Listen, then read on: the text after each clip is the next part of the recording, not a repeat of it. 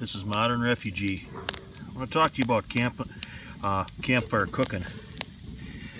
You don't have to be out camping to cook over an open fire. If you got a space in your backyard where you can cook, it's always good to learn new skills. And I think cooking outside over wood is one that everybody should have. All this is here is a little bit of hamburger that I'm going to make some tacos with when I get in the house.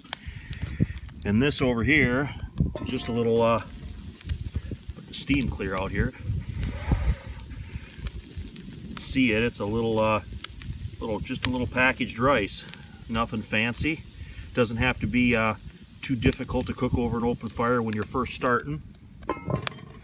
Just a little wood, a couple cast iron pans, a little bit of practice.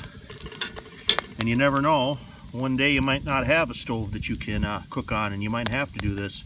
And it's easier to do it now than it is when the heat's on, so to speak.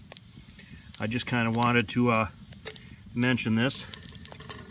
If you get a chance to cook outside over wood, try simple stuff first and try it in different weather. It's pretty cold out tonight. It's about 25 degrees, but you can see everything's cooked really good.